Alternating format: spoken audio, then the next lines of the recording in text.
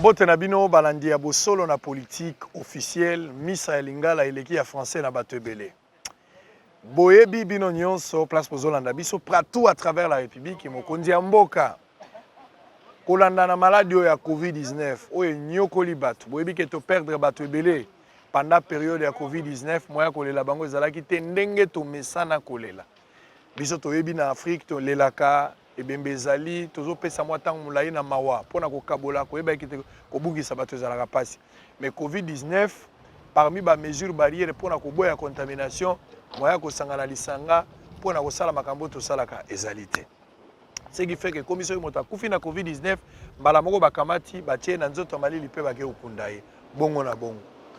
Première vague ezalaki to perdre bandeko na biso ebele kasi eloko yango ekitaki mwa moke. Mais sima mikolo ebele eloko esalaki lokola bazo maîtriser deuxième vague yango ebandi partout à travers le monde situation eza malamu te. Alors awa mokonzi ya mboka lokola gara ya bon fonctionnement lokola tata azui mokano nini mokonzi azui mokano ya kozongisa biso ensemble na docteur Muyembo baza ba expert parce que président azo décider sur base ba données baza kopesa ye mokonzi aza munganga te esengeli ba munganga o bazali ba expert ba tali na étude na bango ba pesi ba proposition eza mokonzi nde lokola tata ekolo akamati mitindo ya suka mokonzi azui mitindo ni mokonzi azui ya suka esengeli ba kongomani nyonso bakota na couvre-feu à partir ya 21h. Lelo ndezali lancement le vendredi 18 lelo ndezali lancement place tozali touti un peu partout bokomona mais awa tobandia tozali na Kintambo. Awa Kintambo magasin place poza komona kenda sango so okebo toke na ipen na sima ko kende boulevard bokomona bino moko il est à ma montre 22h30. La police n'a pas encore barricadé de route. C'était prévu à 21h mais lelo le général Silvano Kasongo azalaki pragmatique et rationnel. Alobi non et c'est quand même natala mboule beti ba tout le temps que bazonga certains vendredi il fallait quoi apprécier. Na sepeli na le lenge général amitié na place ya ba kongomani surtout ba kinois amitié ne sika na bango habité lokola mboule beti to ko traquer ba tout le temps que ba to ba kota izape premier jour. Merci na général Silvano Kasongo pona motema wana ko kanisa na sika ya ba kongomani surtout ba kinois ebele ndenge souplicité wana salami.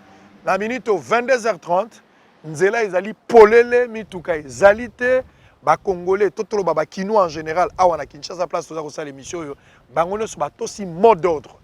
Police atikali ko kanga mutu te police azali ko observer mesure ndenge basengi na ba kinois nyonso bakota na kati ya ndako nzela ezali polele kitambo bagazet TV za radio te bino boza kotala tokolongwa tozo kende boulevard après boulevard tokobima na nzela Willery après Willery tokozonga na niveau ya boulevard Triomphal tokokende côté ya Tchango po bino moko botala tokozonga bandalungu on va aller au rond-point Ngaba tokotambola pona kotalisa bino réellement soki les mots d'ordre oyo bakonzi bapesi ezali respecté et que la police est en train d'accompagner les mesures prises par l'autorité. Je parle ici du chef de l'État, M. Antoine Tshilombo Tshisekedi Félix.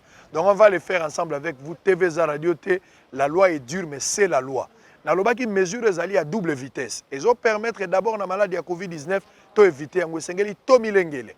Bobo sanate pona kolonga Covid-19 ezakaka couvre-feu te sengeli kozala na port ya masque na yo kosokola maboko bambale belé koboya kosangana na lituluku ya bato ebele koleka 10 boto samibeko wana ezali très important. TV ezali radio te place tozali à sango mokonzi alors que ba journaliste ebele balali alors que ba journaliste ebele bakoti ndako bazotala mais sango azana balabala je continue à faire le travail. Roublan lalité Mohamed à lalité précieux Mouyoko nous on dort pas on continue à faire le travail c'est ça la différence. Alors tu observer Nabino botala tant que tu repousses là peut-être na rond-point Willery peut-être na Tchangu peut-être na Limité peut-être na Bandalungwa je vous dirai s'il y a quelque chose constate TVza Radio T tozako tambola et c'est avec Bosolo la politique officielle TVza Radio T le travail c'est notre objectif primordial. À tout à l'heure.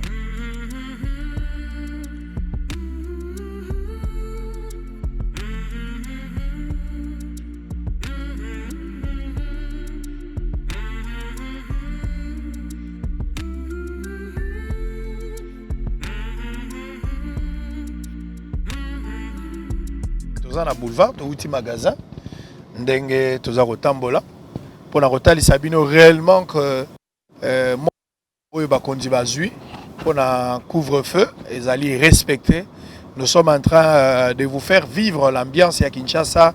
Le premier jour, il y a la couvre-feu. Nous sommes ici sur le boulevard du 30 juin. Toujours comme déjà la Pont Monjiba. Les gars Pont Monjiba pour évoluer. Comme la route est un peu dégagée, nous avons toujours roulé une option à 80. Donc, une option normale. Je pense que autant pour Pont Monjiba, nous avons TVza Radio T. L'équipe Pont Monjiba, nous avons poussé là. Malembe.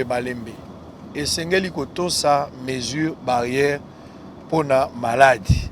Mesure barrière pour battre la yo. Bato va négliger malade à Covid-19 et Sengeli bo yeba ndenge ni ya komi battre la pe ko battre la mabota na bino pas battre ceux qui ont mi battre le ko battre la pe entourage na za pembeni. Nous sommes toujours ici na boulevard ndenge na lobby. Toza na saut de mouton ba benga Sosimat. Donc to komi déjà na Sosimat ndenge boza ko mona. On va évoluer dans la Sosimat, tout ça repousse là, toujours les gars Sosimat. Voilà, donc saut des moutons, il y a Sosimat et on a parmi les sauts de moutons et Cécilie. Dengue réunion salamagi lelo que va inaugurer les sauts de moutons d'ici le 31 décembre. On va inaugurer 5, na place il y a 7 parce qu'il y a Tchango, Tolo Babita, Bena Pascal dans nos cilités. Donc des bonhommes et Cécilie qui il y a 24 et Cili. Il y a pompage et Cécile, ce qui fait 3. Bon, il y a des bonhommes PCC là, qui fera 4. Et donc, on va voir ce que ça va donner. Donc, voilà, nous sommes en train de marcher. Voilà, la police a érigé la barricade. Tout ça, là, pour évoluer, TVza Radio T, pour mon abino moko. Contrairement à Ndengue, qui prévu 21h, mais le commandant de la ville a été suffisamment ou largement compréhensif pour l'avoir apprécié. Alors, tout ça, déjà, la Royale, tout ça, au Poussana. Nabino Balandia Bosolo na politique pour la confiance, la fidélité pour Bozolo Mbate pour témoigner à l'égard de ce grand travail pour tout un travail d'ensemble. Nous n'aurons pas la même motivation. Mais merci parce que Bozolo Mbate pour tirer méga Nabino internet pour continuer à suivre même dans un moment de fois difficile par rapport à Misala Nabino, mais vous ne savez le faire. Donc, Awa Tozali. Le 24 novembre, ceux des moutons sont sur le biais et Angoyo, donc nous devons avancer. La police n'a érigé la barricade dans été. On va prendre la route de Willeri. On va voir c'est quoi l'ambiance là-bas. Tout ça repousse à Malembe. Ah, tout ça toujours dans le boulevard du 30 juin. Bientôt cimetière à Gombe. Tout ça Roleka. Au moins la TVza Radio T, Waikiki Angwana. Tout ça repousse là.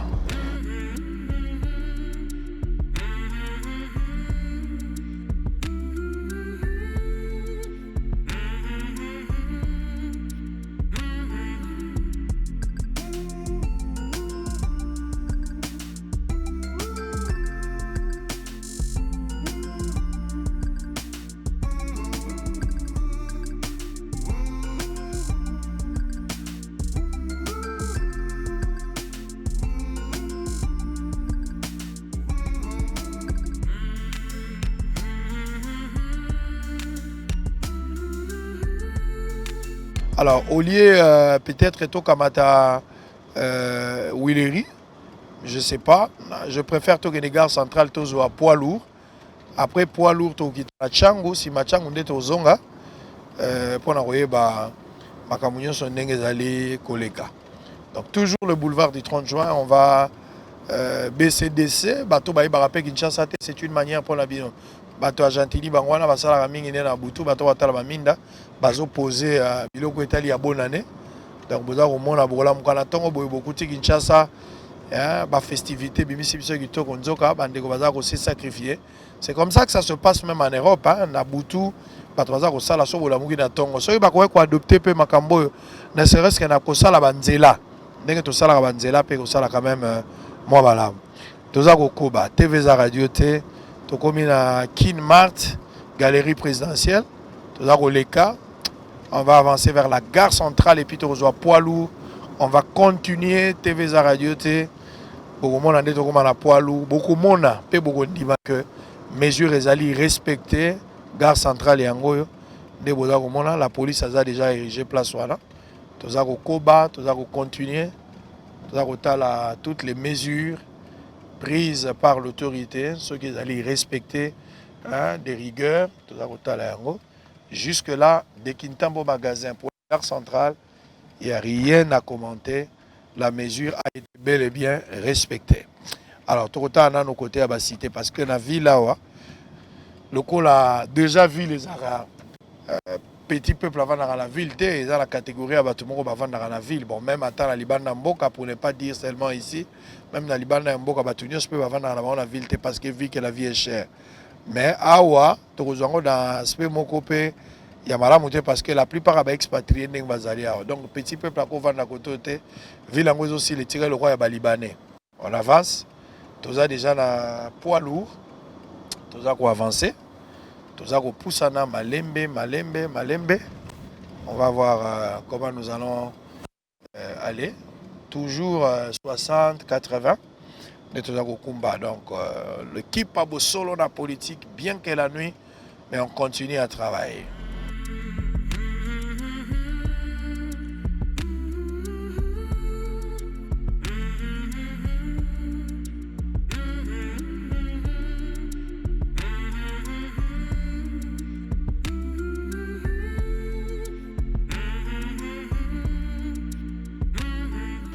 La première barrière, parce qu'ils étaient qui strictement interdit, personne ne pouvait passer.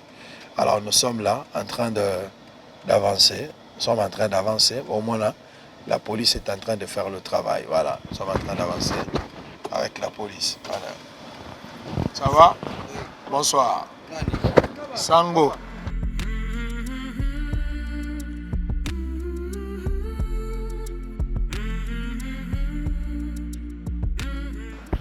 Comme je vous ai dit tantôt, nous allons lancer à Pont et à Bralima. La police est en train de faire le travail. Nous avons observé les mesures prises par le chef de l'État. Place Tozalia. La police a dit que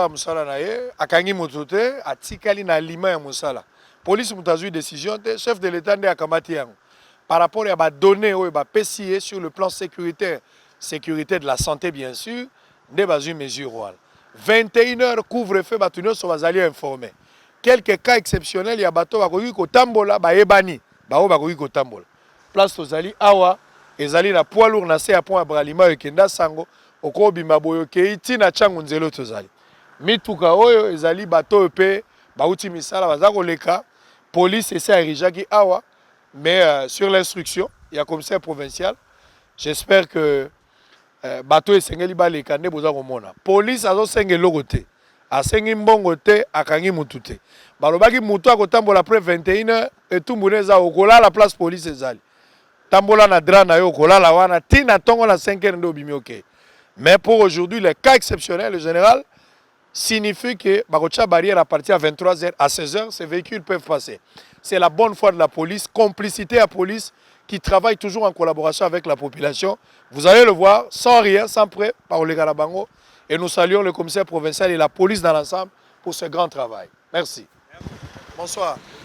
Est-ce qu'on vous a demandé de l'argent dès que les cas négatif. Alors, donc on dit que le général a autorisé les cas facilement, bien qu'ils aient au-delà de 21h, mais Azali réaliste pour les lombos, les bêtis. Et puis, Makamboza est belé pour le premier jour, quand même, apprécier Ango. Ok, merci. Très bien. Merci pour la compréhension. Merci beaucoup. Alors, on va voir également ma camarade Bazagi Nakatia Moutuka. Ouais. Bangwana pe bazo. Bino na boke na bino. Collègue na bino calme. Est-ce que basengi mbongo? Dès basengi mbongo te. Ok, na bino pamba. Ok, pamba. Voilà. Mais nous sommes en ordre, nous avons tous les documents. Très bien. Merci beaucoup. Alors, on va évoluer. Ma camarade pe Bangwana. Ils sont en train de partir. Boke na bino. Boke na bino normal. Ya toke normal. Basenge Basenge lomote. Donc balinga ka to vanda to lala na bango na 5 ba libéré. Mobeko police ninga lobaki. Mobeko ba kondu nani meseka songa lobaki en général. Au général alobi boleka pour na lelo ça va quand même. Bon ça va. Bon biso peut te souhaiter que nous ezana bongo pour la première journée tellement mboule beti embouteillage peut makasi donc et senga que non ba poussa moi tamo ba 22h 23h. Le quoi yo po yo pesi bango lilobana yango mo ba libérer biso toke sans problème. Solo la politique etiki binote. Te toza na yo de ke. Monique sangwa zana bino. Mais une chose c'est to loba. Pour au moins na tibiso to kangami na embouteillage depuis 17h s'il vous plaît. et que ça là jusqu'à ce que 21h et betel biso na magasin. Donc de côté il faut pas comprendre un peu biso. Donc ba organiser ba Carrefour, ba mettre ba dispositif moko pour que ba embouteillage wana ezala un peu. La loi est dure mais c'est la loi. Vous avez la bonne foi mais vous avez empêché l'embouteillage. C'est ça. Très bien, merci. Voilà, nous allons continuer. Ndenge bozolanda, wana va libérer bandeko wana tolegi. Nous allons continuer poids lourd. TVza radio te. Mboule beta qui a déjà lelo mboule beti embouteillage makasi, il y a plusieurs raisons ya bato belé. Ba koki kozonga penza na 21h te. Mais il est 23h moins 10 minutes. Équipe à Bosolo la politique en cortège, nous avons à contrôler la ville. Ndenge makambango eza kosala. Bato belé bazoni dimate ke zangai muto nazawa, ouble. Sango yo na volant, sango ndazo kumba.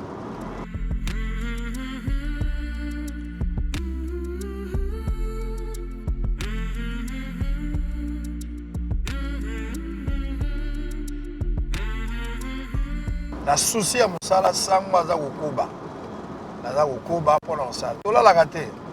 Musala toponi yango 100% Mohamed Yewana. Tozali tokole. Lukubla azo film. Tozali. Précia lingaka bamona ete. Félix pa lingi bamona ete. Biso to bango babatamila.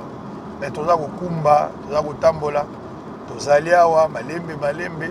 Tozokende nzela oyo ya poilu. Ba japonais basala ngo kitoko. Tozokende awa ti tokoma na niveau ya c'est à pont. Pour avoir un pont matete. Mais ce qu'on a on a c'est. Ce qu'on dit pont matete là c'est et qu'on permettre que ce tobi ma côté à nani saut de mouton il y a des bonhommes. Ouais kangara batouana to demander place wana. Donc toza ko tambola présence policière les a déjà déployé. Baza ko landa ba instruction ba pesi bango eza mobeko ya mokonzi. Mais pour le moment, la population a facilité la police la tâche parce qu'il a respecté la consigne à la police. Donc nous sommes en train d'évoluer. Nous sommes dans la troisième barrière place de Zali. À Ouza, Kingabwa Izam. Nous sommes dans la barrière, nous sommes à Kingabwa Izam, place de Zali. TVza Radio T, donc Tozali. Alors, Tozali, nous avons poussé là. Nous avons poussé là, Malembe, place de Zali. Commandant, bonjour. Voilà, presse. Boni. Mais 23h. Général, 23h, on est beaucoup de temps.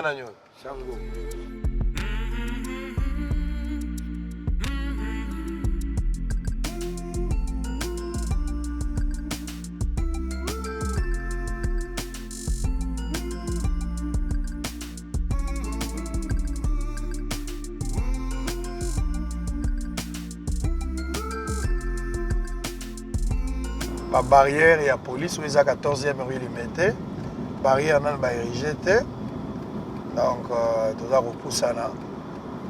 La barrière, il y a Mickey, ma place, nous sommes allés, mais place, nous sommes barrière, bâtir dans le musée. Mais tout cas, les allés, les amis, tout cas, moko. Vous avez mon ango, TVza Radio T. Tout ça toujours, na poids lourd, ango, ça rappelle Moulay. Une autre barrière, il y a la police. Place, nous allés, barrière, la police, il y a ah, bango, babani déjà la barrière. Vous avez Roublin, il faut le prendre, ce sont des amis, il faut le prendre. Mais on va contrôler Portugal. Nous sommes en train d'avancer pour éviter comment pour les cas. Ça va? Oui, ça va. C'est la presse. Oui. Voilà. Bongo là. Ok. Tout ça, Koba, TVza Radio T. Félicitations pour le travail. Hein? Merci. Ah, ok. Allez. Là au Koba. Donc.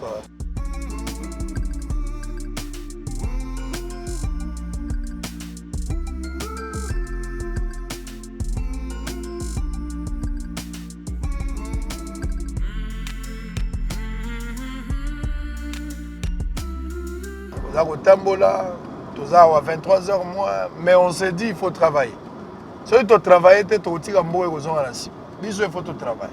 Pour ça, les journalistes, c'est ça qu'on a qui s'abat. Comme on a Kamba, on a moni, on a Zolax. Si on a lobby, oh, tout ça, couvre-feu. Nous, on s'est dit, on doit aussi être sur place, ne serait-ce que pour vous donner quand même une idée par rapport à la journée, pourquoi on a couvre-feu.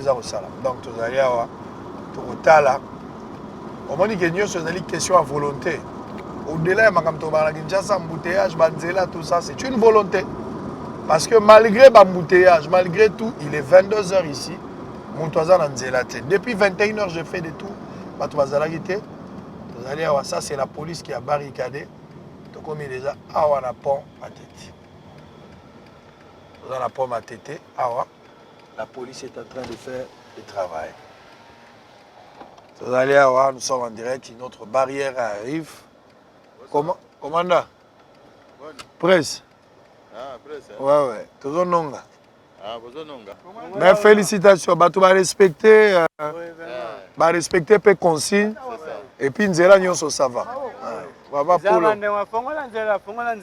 Vous allez bien. Voilà, la police est en train de faire le travail. Donc, c'est normal. La police est très gentille. Tu te présentes, c'est la presse et tout. On a un problème. On va évoluer.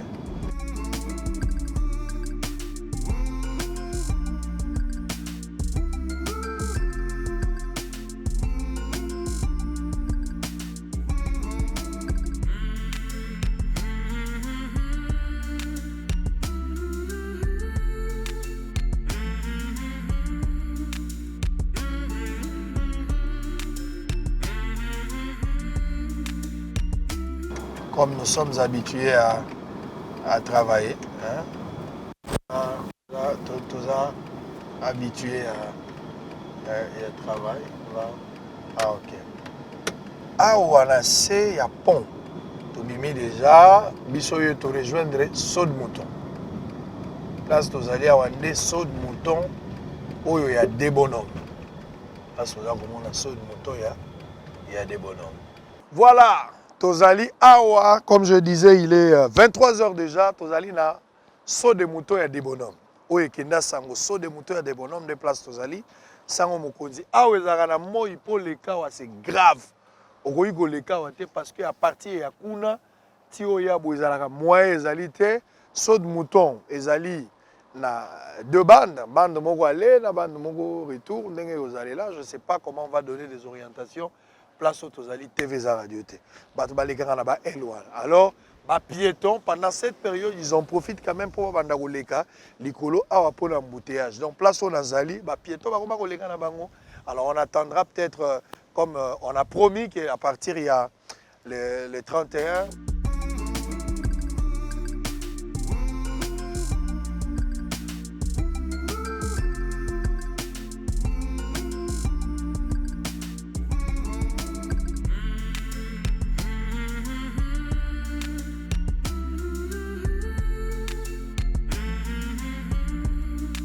On continue à travailler place Tozali. TV Radio T place Tozali Tozali Kolo et saut de mouton.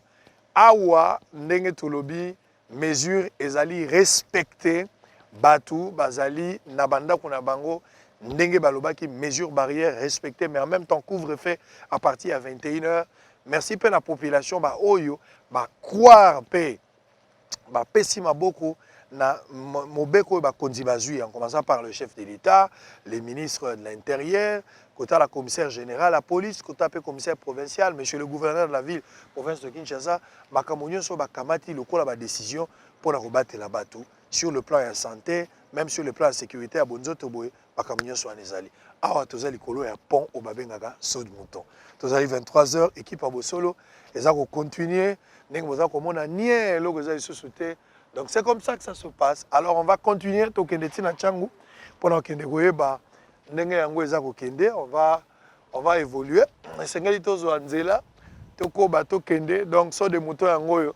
J'espère qu'à partir du 1er janvier mituga na biso ba nomata likolo et banda ko tambola mbango peut-être qu'on va résoudre moi problème so que ça la possible parce que bato belé bazo espérer que et qu'on résoudre le problème, et qu'on résoudre le problème. Alors on le saura dans les jours à venir, d'ici le 31, et qu'on qu'est-ce que ça va donner TVza Radio. Voilà, on va peut-être arrêter visite à saut de moto à partir à Awa, et puis on va reprendre le chemin, Pascal, quartier Bitabeso, Balali, respecter mesures, mibatela covid-19 ezali koboma mibatela sokola maboko bambala ebele lata masque éviter kozala na groupe ya bato yoka mobeko ya l'état ezali très important balobi 21h couvre-feu jusqu'à nouvel ordre bakangi yo okola la place police azali okola la ka wana tino na tongo boto ezali très important mboka etambolaka na mibeko. Alors on continue notre balade. TVZ Radio T, journaliste d'investigation 23h et Bossolo la politique officielle. Sango Mokondi, nous sommes sur terrain. À tout à l'heure.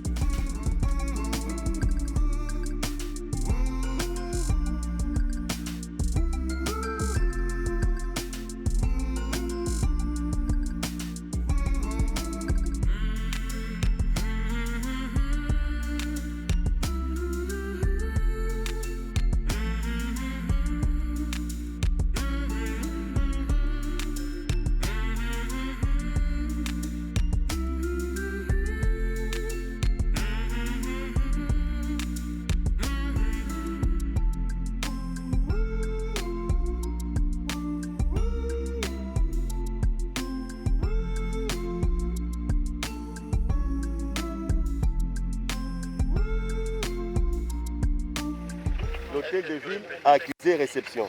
Ouais, ouais. Voilà, le général lui-même est là. Ouais, ouais. L'hôtel de ville a accusé réception et vous êtes sortis. Comme ce sont une compagnie d'assistance à choses aux aviations. Attendez. Attends, Donc, en place Tozali, on a bien Tozali. Ah voilà, au niveau il boulevard Lumumba, même le général Yemoko a zappé sur place, en train de coordonner le feu vert, le couvre-feu en question. En commençant par Tchangou, partout, boulevard, Azakotambola, Yemoko pour la Rotala, parce que Makambango est solo to à l'Okuta, Bakinois, alors, non, ce sont les voyageurs, ils nous montrent leur coupon avec. Il n'y a, pas de voyageurs. Non, il n'y a pas de voyageurs. Que ça vienne ici, on va discuter avec lui. Ah, ok. Je ai déjà parlé. Donc, l'axe principal, il y a l'aéroport, les places Tozali. TVza Radio T, on est en train de continuer à avoir. On va assister quand même à cet échange ouvert où le général échange avec bateau, Bazali, travailleurs, Bazar Kende. Donc voilà. C'est comme ça. République démocratique du Congo, ville de Kinshasa. Si tu vois le document comme ça, tu arrêtes la personne. Mise à Jacques. Si tu vois le document comme ça, arrête-moi les véhicules.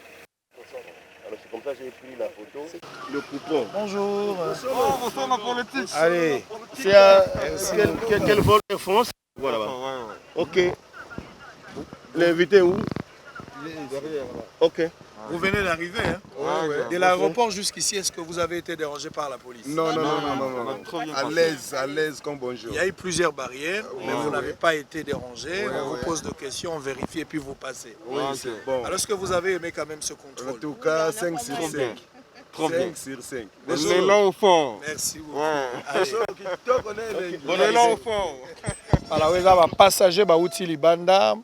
Oyoki ke na mibeko ya général ezalaki ndenge aza ko exécuter lobaki ba voyageurs nyonso soki ba ezala na coupon na maboko ezo stipuler que outil voyage et la police est en train de veiller strictement à ce contrôle pour se rassurer où eza ba carte d'embarquement ya bato ba outil libanda Air France outil kita sikoyo yango moni bato baza koleka et nous sommes en train d'accompagner la police pour ce travail. Merci beaucoup. Merci beaucoup. Alors toza kotala la plupart des véhicules outil libanda ezali moko ya bamituka tala embarquement carte embarquement nde baza vérifier ezali carte embarquement on va vérifier voilà nani auti koya tala ok tozali pe na bosolo politique. Je vois remorque attendez. Remorque attendez. Zela. Zela Mouké Okoleka. La lingui est peu. Allez, merci beaucoup. Alors, attendez. Zela Mouké. Un autre véhicule, on va. Oui, Ali Batouillon sur la outil matadi et son élevage. C'est Yazela. Alors, pour venez d'où? Oui. Bonsoir. Bonsoir maman. Ça va? Ça va. Tu viens d'arriver? Mais qui ça? Je viens d'arriver, ouais. Ok. Donc vous êtes. Merci, bonne arrivée. Oui. Ok, merci. Vous avez été dérangé par la police? Comment? La police vous a dérangé? Non, on ne nous a pas dérangé. De l'aéroport, un bon contrôle? Un bon contrôle, mais sauf on n'a pas aimé leur truc là de Covid. Là. Ils nous ont fait chier. Ça, c'est l'aéroport. Ça, c'est l'aéroport. Ça, c'est oui. pas la police. On n'a pas aimé. Non, la police a été. Voilà. La police a été, ils vous posent des petites questions, on vérifie les documents. Voilà, non, ouais. Voilà. Est-ce qu'on vous a exigé de l'argent? Non, du tout. Vous venez de la France? Oui. Il y a aussi un couvre-feu? Oui, il y a un couvre-feu. C'est pareil ici? Ouais, mais moi, j'aime pas. Mais pourquoi il y a un couvre-feu? Ici, il n'y a pas de Covid. Hein. Non, ça c'est votre opinion. C'est un pays chaud, il n'y a pas de Covid. Allez, merci beaucoup. Content quand même, vous êtes bien protégé. Oui. Tu as vu Sango, non? Je vis Sango dans Léli. Allez, bye bye. Bonne Merci soirée. beaucoup. Voilà. awa Kinshasa, la capitale. Couvre-feu, premier jour, l'opération Bandi Lelo, c'était prévu depuis 21h. Le général Sylvano Kassongo, commandant et à ville, province et à Kinshasa, lui-même sur terrain minuit. C'est ça même l'esprit du travail d'un grand général, à quoi dans le bureau. Mais en tant que bon père de famille, il voulait se rassurer réellement ce qui va décision besoin qu'ils allaient exécuter sur terrain.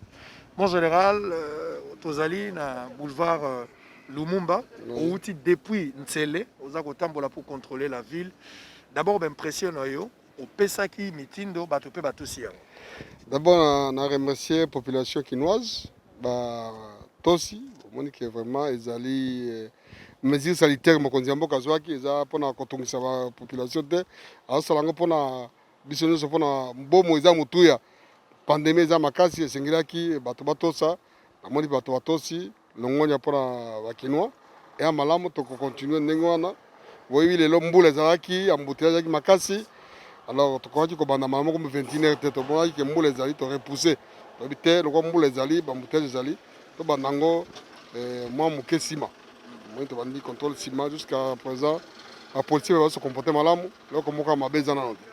Alors, peut-être que tu vas éviter banani ou bazalaki autorisé parce que dans mon bateau, bauti poto, et belé bazako leka ou bazako bete la bino mabo, pour pas mater, atalomé à moko basengi bango tenir sur ali malamu. Mais après, na bato muso bazota dans ba document où ezali légalité. À titre de rappel, banani bazali autorisé après 21 bakoyi kotambo. Bato baza autorisé na ezali bato oyo bazobela. Mutu azobela aza na ambulance mimi na hôpital ekotikai. Ya mibale mutu aza na ambulance te abeli bamemi na voiture alekiki. Bakotala vraiment mutu eta eza malamu te akende na hôpital. À part bato wana ezali mutu akende kosomba kisi. Pharmacie eza polele 24 heures. Walinga okanga na ye ya ndenge na ye. Mais donc nous sommes en ordonnance, nous autorisé koleka. Ya mine ba voyageurs ba hôtel libanda eza libanda mboka za kati ya mboka na biso ba ye on a barrière ba otaka couper embarquement boyi ba bien mingi comme électronique couper embarquement batali yango ezo couvrir ba toniso za kati ya mutu kona boza 3 boza 4 likambote na chauffeur OK ba barrière likambozate et puis ba mituka ozo ta ba camion remorque parce que kota na mo ite po ko tia embouteillage à partir de 21 après 21 de camion les autres mon les autres les batali ka camion remorque et côté là. Alors, biloko wana ko salama pour combien de temps? Couvre-feu. Couvre-feu date exacte c'est que au moni mokonzi mboka azala ba conseiller technique, ba conseiller médicaux, ezala ba task force, ezala ba konzi inerbe, bango de bazala ba statistique, bazota ndenge évolution malade ezokende. Akotala soki makambo malade bandiko ko kita, ba kolever pe ba mesure. Mais soki malade ezaka makasi ekozala kaka to kosala kandinga na biso to ba sacrifice. La population na biso to sa sacrifice de façon que malade wana to endiguer yango to diminuer yango propagation c'est vraiment makasité parce que sinon ils a pas pour la biso. Amende ezate. Amende ezate. Ba futisa muto amende soki la te masque te. Oui, wana ezali document ya gouverneur 5000 francs pour quittance. Mais pour na couvre-feu, violer couvre-feu, te ba kufa nto wana ofandi. Après 21h, 21h30, ofandi wana na barrière na tongo na kata mutuka na yo bikangeli ofandi na yo oza mutuka te tokotia to poste ya police to tio wana ofandi na tongo ata 1000 francs te ozoki na 5h du matin batiki oke na yo mais ezala nde na masque parce que masque eza mpona protection na yo protection mona eza te bakotia na cachot te bakotia garde à vue c'est que oza na mwa sale ofandi eza cachot te ofandi libanda bazosurveille parce que pamba te soki okimi wana ok place mosusu bakuta bakangi lisusu olie okende konyoka makuna otikala wana tongo okende. Alors, population akoki koretenir ni mpo bato mosusu bazointerprete couvre-feu balobi ezaka makambo ya covid te ekomi makambo ya sécurité barebele balingai bakota na ndaku bato ebele bazointerprete na ndenge na bango. Est-ce que okoki korassurer bacommun de mortel il y a seulement le problème il y a santé ça n'a rien à voir avec le problème soki ezalaki problème sécurité mais okomona bapolisier bango moko te mais okomona biso na basoda na bacommando tusa bomoni kaka polisi yango moko eza couvre-feu sanitaire bato baza na mboko bayebi na 98 tosala na couvre-feu ati ntango bandongolo miso bakotelaka biso bacouvre-feu tosalaka ngo boyebi ezalaki ndenge nini na 99 mpe tosalaki couvre-feu depuis wana tosali so couvre-feu te alors couvre-feu oyo eza sanitaire eza makambo ya bokono eza makambo ya sécurité te keno bainfiltré baza soki bainfiltré bazali service ya renseignement ekosala malembe totie nde bato oyo barimere ya lokuta bato baboma bazwi moto aliboma lokola elekaki na lemba wana oyo moto aloba o non aza na deux pistolet mais deux pistolet yango eza wapi alors ke moto wana azali awa na lemba kombo na epomba ayebani aza wana ti lelo na lelo toza plus de 90 bato baboma na polise tofandisi bango bafandi te pamba te bazo bokaki communiqué tosengi baparent oyo bamoni ke moto na ye moto moko abongi na ndako po moto aliboma ya kozwa ye oyo bato baboma bazalaka depuis kala tozosala mpe na bakonzi mpo de façon koto bakende cnpp batala ndenge ya me kolobake infiltré moko akoti awa aza moto aliomasi d'église eza lokuta yaka na eloko yaka na preuve wi tokosala soki preuve ezali me oyo akoloba ozolakisa eloko te obangisa bato yo kobangisa bato te leta azali moto akomeka awa tokotie maboko mboka oyo sécurité eza makasi donc tolo baréveillon turo ekozala nango te bato ya baeglise baréveillon na coupe ekozala te réveillon balobi bafete eza te balobi attroupement ekoleka 20 personnes te réveillon eza te église mpe ekozala église 21h suka mais soki yo église nayo sokisi 21h bato wana bakolala na église bakozonga ndenge nini alors que 21h couvre-feu ebandi et puis église tolobi eza na kati église eza libanda te libanda ekomi attroupement alors que baboyi attroupement baboyi barassemblement église nayo na kati donc tomonaka surtout na limete awa oyebi baeglise oyo etandamaka awa nyonso ebelebele nakotanga nasaka publicité baeglise te alors biso mosala biso yango tozo faire respecter mibeko oza na église na yo faire respecter mibeko bato na yo balata bamasque barespecte bageste barrière distanciation ezala soki eza te awana tokoya kokanga bakiti na pasteur mpe azwi problème. Très bien. Merci beaucoup. On va aussi contrôler namoni Augustin Gabuya quand même est payé à 16 heures ici.